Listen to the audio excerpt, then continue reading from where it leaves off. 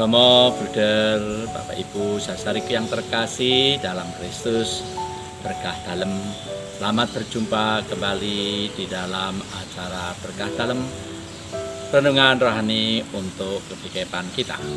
Mari kita tandai diri kita dengan tanda kebenaran Kristus. Demi nama Bapa dan Putra dan Roh Kudus. Mari kita dengarkan firman dari Tuhan kita Yesus Kristus untuk hari ini ketika kita merayakan pesta Santo Barnabas Rasul. Tuhan beserta kita.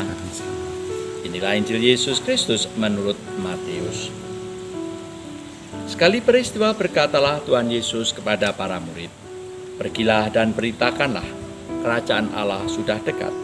Sembuhkanlah orang sakit, bangkitkanlah orang mati, lahirkanlah orang kusta, usirlah setan-setan. Kalian telah menerima dengan cuma-cuma, karena itu berilah pula dengan cuma-cuma. Janganlah kalian membawa emas atau perak atau tembaka di dalam ikat pinggangmu.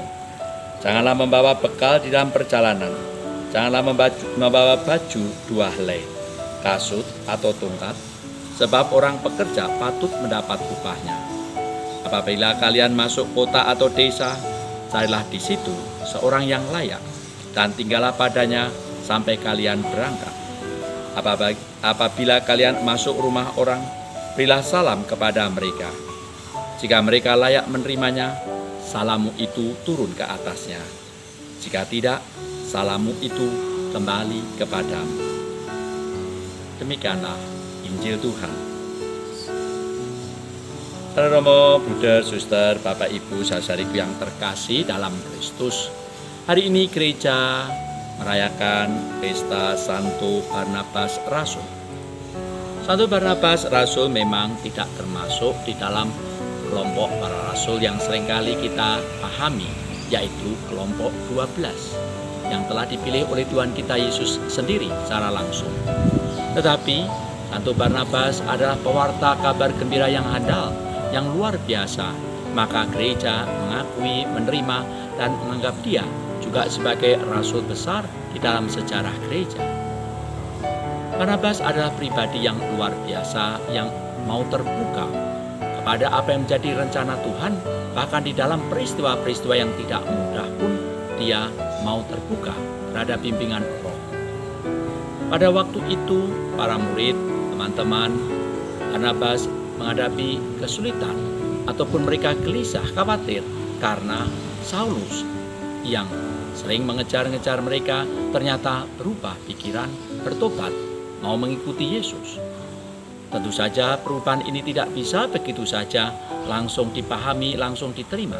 Tetapi toh Barnabas dapat melihat bahwa Allah berkarya di dalam diri Saulus yang telah menjadi Paulus ini untuk menjadi pewarta kabar gembira. Sikap terbuka, sikap mau berubah, sikap mau move on seperti ini sungguh luar biasa dan dimiliki oleh Barnabas karena dia mau setia mendengarkan rencana Tuhan bagi dirinya, bagi gerejanya, bagi siapapun juga. Maka Bapak Ibu saudari yang terkasih dalam Kristus, para bruder, suster, semuanya, mari kita mengambil sikap sebagaimana Barnabas yang sungguh mau terbuka. Pada saat ini kita sering berhadapan dengan peristiwa-peristiwa yang menuntut kita untuk lebih tajam dan mau setia mendengarkan, mengikuti rencana kehendak Tuhan. Memang hanya tidak mudah. Lebih mudah kalau kita berada di zona nyaman saja, mengikuti hal yang biasa, yang rutin, yang nampaknya mudah, tetapi tidak perlu ada perubahan, tidak perlu ada perjuangan, tidak perlu ada hal-hal yang menuntut pengorbanan kita. Kita ditantang, siapa yang kita ikuti? Apakah kita mengikuti diri kita sendiri, ataukah kita mengikuti Tuhan Yesus yang mau mengangkat salibnya yang begitu berat, mau menderita sengsara, mau berjuang, mau memberikan nyawa untuk keselamatan semuanya. Kita mohon pada Tuhan supaya dengan merayakan Santo Barnabas Rasul ini, gereja menjadi pewarta kabar gembira yang handal, yang mau terbuka, tidak hanya unek-umlek di dalam diri sendiri, tetapi mau terbuka menjadi bentara kasih kabar gembira kasih kepada setiap orang, kepada segala bangsa. Itulah yang telah dilakukan Barnabas ketika dia siap diutus oleh Tuhan menjadi kabar gembira bagi siapapun juga dan bagi apapun juga. Amin. Malah kita mohon berkat dari Tuhan. Tuhan beserta kita. Semoga kita sekalian selalu dilindungi dan diberkati oleh Yang Maha Kuasa, Bapa dan Putra dan Roh Kudus. Amin. Terima kasih, berkah dalam.